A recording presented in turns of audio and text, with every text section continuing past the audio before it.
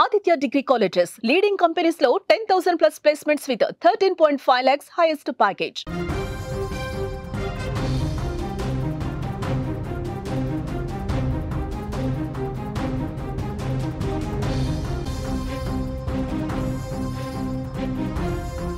Big breaking news చూస్తున్నాం. నిమిష ఉరి వాయిదాతో తాత్కాలికంగా ఊరట కలిగింది. ఉరి వాయిదా వెనుక మత పెద్దది కీలక పాత్ర. యెమెన్లో చక్రం తిప్పిన భారత grand Mufti of India Abu Bakr, Islamic పెద్దలతో అబూబకర్ ప్రస్తుతం మంతనాలు జరుపుతున్నారు. మరోవైపు భారత్ ప్రయత్నం కూడా కొనసాగుతుంది. భారత అధికారులు యెమెన్ అధికారులతో ఎప్పటికప్పుడు టచ్లోకి వెళ్లి సమిష్టి ప్రయత్నాలతో ఉరి వాయిదా పడినటువంటి సందర్భం. ఆమె ఉరి రద్దు చేయడానికి అబూబకర్ ప్రయత్నాలు తీవ్రం చేస్తున్నారు. చాలా సీరియస్గా ప్రయత్నాలు వేగంగా చేస్తున్నటువంటి పరిస్థితి. బాధితుడి కుటుంబ సభ్యులతో చర్చలు కొనసాగుతున్నాయి. బ్లడ్ మనీ తీసుకునేందుకు వారిని ఒప్పించే ప్రయత్నం చాలా సీరియస్గా వేగంగా బలంగా చేస్తున్న ఇన్ఫర్మేషన్ మనకు వస్తుంది. కేరళకు చెందిన నర్సు నిమిషప్రియ ఉరి వాయిదా పట్టడంతో అంతా ఊపిరి పీల్చుకున్నారు. లేకపోతే ఈ సమయానికి ఆమె ఉరి ఏర్పాట్లు జరిగేవి. కానీ భారతదేశం నుంచి చేసిన ఈ సమిష్టి ప్రయత్నాలు ఫలించడంతో ఉరిని యెమెన్ ప్రభుత్వం వాయిదా వేసింది. ఆమె మరణశిక్ష వాయిదా పట్టడం వెనుక భారత grand Mufti of India Aboobacker Ahmad Musliyar కీలక పాత్ర పోషించినట్టుగా తెలుస్తోంది. భారత అధికారుల ప్రయత్నాలతో పాటు అబూబకర్ జోక్యంతో నిమిషప్రియ ఉరిని వాయిదా వేశారు. కేరళలోని పాలక్కడ్ జిల్లాలోని కొల్లెంగోడ్కు చెందిన నిమిషప్రియకు 2017లో యెమెన్ జాతీయుడు హత్య కేసులో ఆమెకు అక్కడి కోర్టు మరణశిక్ష విధించింది. జూలై 16న శిక్ష అమలు కానుందని ఒక అధికారిక అనౌన్స్మెంట్ కూడా వచ్చేసింది. దీంతో ఆమె కుటుంబ సభ్యులు, ప్రధానంగా ఆమె తల్లి, ఉరిశిక్షను ఆపేందుకు చేయని ప్రయత్నం అంటూ లేదు. ఆమెను రక్షించడానికి దౌత్య మార్గాల్లో కృషి చేయాల్సిందిగా భారత ప్రభుత్వాన్ని ఆదేశించాలని కోరుతూ save Nimishapriya international action council సంస్థ సుప్రీంకోర్టును ఆశ్రయించింది. ఈ పిటిషన్పై ధర్మాసనం సోమవారం విచారణ జరిపిన విషయం తెలిసిందే. కేంద్రం తరఫున అటార్నీ జనరల్ హాజరయ్యారు. కోర్టు ముందు కీలకమైనటువంటి విషయాలు వెల్లడించారు. హౌతీలతో దౌత్యపరమైన సంబంధాలు మనకు లేకపోవడంతో ఇబ్బందిగా మారిందని, ఆ దేశంలోనే పలుకుబడిన షేకులను రంగంలోకి దించి బాధిత కుటుంబాన్ని బ్లడ్ మనీకి ఒప్పించే ప్రయత్నాలు చేస్తున్నామని చెప్పారు. ఎన్నో సవాళ్లు ఇందులో ఉన్నప్పటికీ కూడా ఉరిశిక్ష నుంచి బయటపడటానికి భారతదేశ గ్రాండ్ ముఫ్తీగా పిలువబడే షేక్ కాంతాపురం ఏపీ అబూబకర్ ముస్లియార్ రూపంలో ఒక ఆశ కనిపించింది. నిమిషప్రియను కాపాడుకునేందుకు ఆయన నేరుగా రంగంలోకి దిగి అక్కడి పెద్దలతో, షేకులతో, మత పెద్దలతో చర్చలు జరిపారు. ఫలితాన్ని రాబట్టారు. ఇక్కడ దేశం నుంచి కూడా అధికారులు, అక్కడ జైలు అధికారులతో, అలాగే ప్రాసిక్యూషన్ అధికారులతో మాట్లాడారు. ఇటు అబూబకర్ ప్రయత్నాలు కూడా ఫలించి తాత్కాలికంగా ఉరిశిక్షను వాయిదా వేశారు. ఇప్పుడు రద్దు చేసే విధంగా కూడా అబూబకర్ ప్రయత్నాలు చేస్తున్నారు. అబూబకర్ తరఫున అక్కడి పెద్దలు హత్య గావించబడిన వ్యక్తి కుటుంబ సభ్యులతో చర్చలు సాగిస్తున్నారు. బ్లడ్ మనీ రూపంలో వారికి భారీగా పరిహారం ఇచ్చేందుకు ప్రయత్నాలు కూడా చాలా సీరియస్గా చేస్తున్నారు. అందుకు వాళ్ళు ఒప్పుకునే విధంగా మాట్లాడుతుండగా సానుకూలమైన ఫలితాలు వస్తున్నట్టుగా తెలుస్తోంది. భారతదేశంలోని అధికారులు కూడా, స్థానిక జైలు అధికారులు, అక్కడ యెమెన్లోని ప్రాసిక్యూటర్ కార్యాలయంతో కూడా క్రమం తప్పకుండా, చిన్నపాటి గ్యాప్ కూడా రాకుండా సంప్రదింపులు కొనసాగుతూనే ఉన్నాయి. సానుకూలమైనటువంటి వాతావరణంలో ఈ చర్చలు జరుగుతున్నట్టుగా తెలుస్తోంది. ఉరిశిక్ష వాయిదా వేయటం నిమిషప్రియ, ఆమె కుటుంబానికి ఒక పెద్ద విజయం అయినప్పటికీ అసలు అంతిమ లక్ష్యం మరణశిక్షను పూర్తిగా రద్దు చేసుకునే విధంగా ప్రయత్నం జరగాలి. పూర్తిగా బ్లడ్ మనీకి ఆ బాధిత కుటుంబం అంగీకారం తెలిపే విధంగా ప్రయత్నాలు ప్రస్తుతం సీరియస్గా కొనసాగుతున్న పరిస్థితి.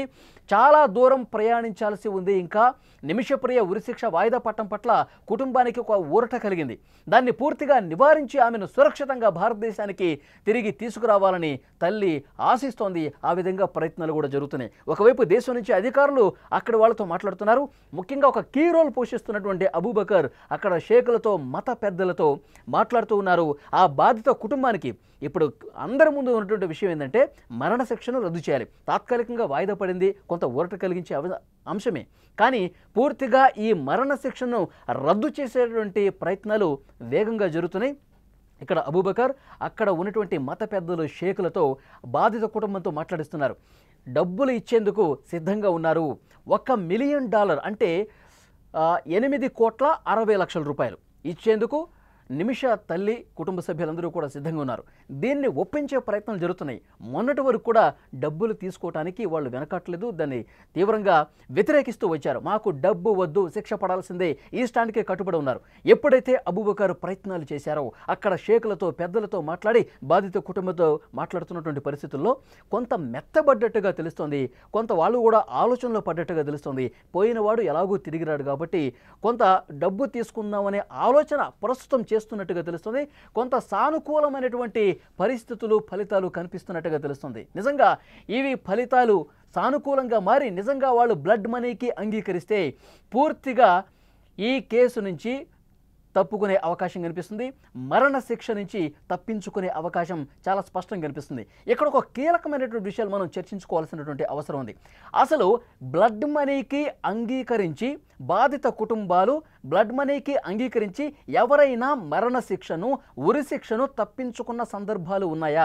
గతంలో అసలు ఏం జరిగింది? మన భారతీయులు మరణ శిక్షను ఈ బ్లడ్ మనీకి బాధిత కుటుంబానికి ఇచ్చి తప్పించుకున్న సందర్భాలు ఉన్నాయా అంటే ఉన్నాయి. వాటికి సంబంధించినటువంటి సమాచారం కూడా ఈ వీడియోలో మీకు వివరించే ప్రయత్నం చేస్తా. 2017వ సంవత్సరంలో బంగ్లాదేశీ కార్మికుడి హత్య కేసులో కేరళకు చెందిన ఏఎస్ శంకర్ నారాయణకు యునైటెడ్ అరబ్ ఎమిరేట్స్లో మరణశిక్ష పడింది. అయితే అప్పుడు 47 లక్షల రూపాయలు చెల్లించి ఆ ఉరి శిక్షను తప్పించుకునేటువంటి సందర్భం ఉంది.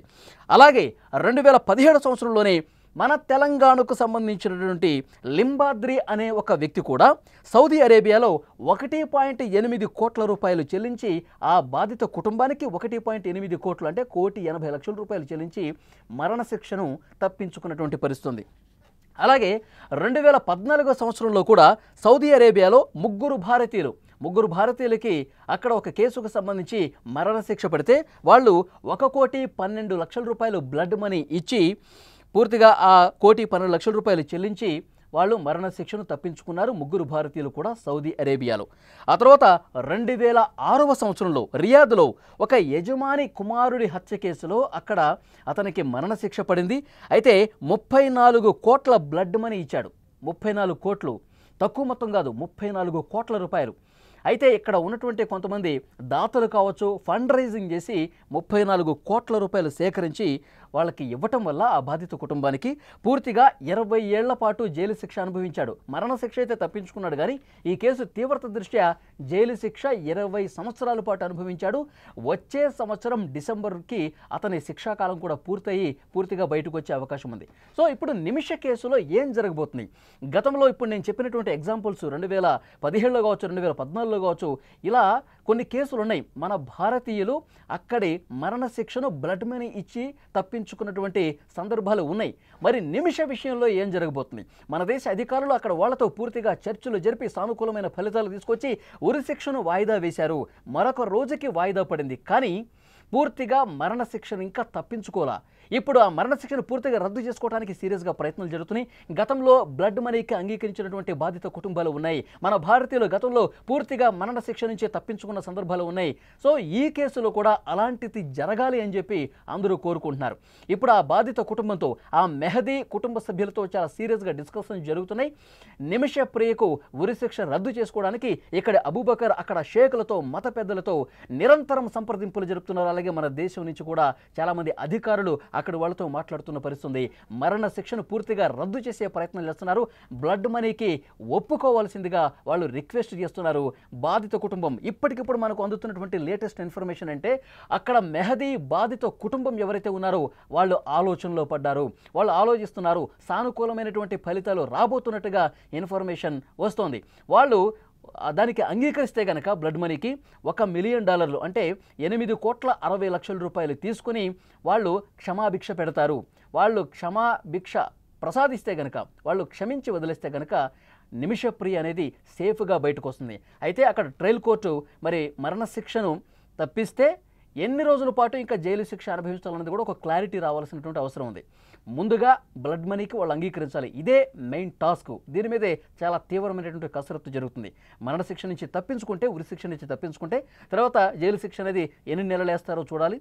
సో దాని తర్వాత కేరళకి సేఫ్గా నిమిషప్రియ బయటకు వస్తుంది. సో గతంలో సేఫ్గా చాలామంది భారతీయులు బ్లడ్ మనీ ఇచ్చి తప్పించుకున్నటువంటి సందర్భం ఉంది కాబట్టి మరణశిక్ష నుంచి తప్పించుకున్నటువంటి సందర్భాలు ఉన్నాయి కాబట్టి సో ఇదే విధంగా నిమిషప్రియ కేసులో కూడా జరగాల్సినటువంటి అవసరం ఉందని చెప్పి భారతీయులందరూ చాలా బలంగా కోరుకుంటున్నటువంటి పరిస్థితి ఉంది.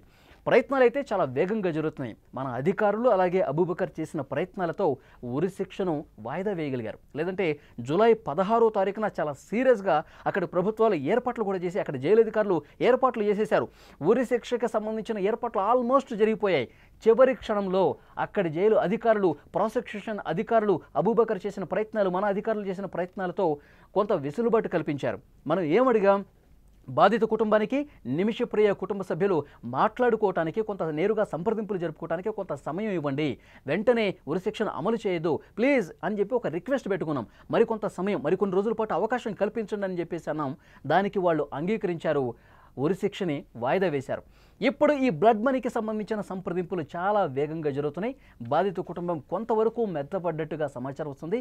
సో ఏ క్షణమైనా సరే వాళ్ళు డబ్బు తీసుకోవటానికి, క్షమించి డబ్బు తీసుకోవటానికి అంగీకరిస్తే మరణశిక్ష ఇక లేనట్టే అని భావించాలి. ఆ క్షణం కోసం నిమిష తల్లి, నిమిష కుటుంబ సభ్యులు ఆశతో ఎదురు చూస్తున్నటువంటి పరిస్థితి ఉంది. ఇప్పుడు నేను చెప్పినటువంటి డీటెయిల్స్ ప్రకారం పూర్తిగా గతంలో ఏవైతే సందర్భాలు ఉన్నాయో మన భారతీయులు ఉరిశిక్షను తప్పించుకుని బ్లడ్ మనీ ఇచ్చి తప్పించుకున్నటువంటి సందర్భాలు ఉన్నాయి కాబట్టి ఈ కేసులో కూడా అదే విధంగా జరగాలని చెప్పి అందరూ కోరుకుంటున్నారు. మరొక ముఖ్యమైనటువంటి విషయం, ఈ బ్లడ్ మనీకి సంబంధించి ముఖ్యంగా ముస్లిం కంట్రీస్లో ఈ చట్టాలు ఉన్నాయి.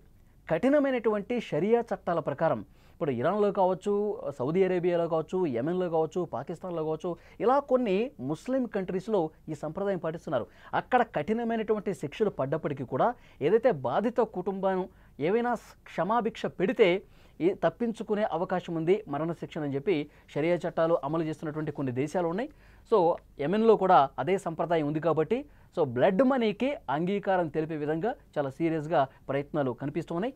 నిమిషప్రియ మరణశిక్ష నుంచి తప్పించుకుని సేఫ్గా మన దేశానికి తిరిగి రావాలని మనం అందరం కోరుకుందాం.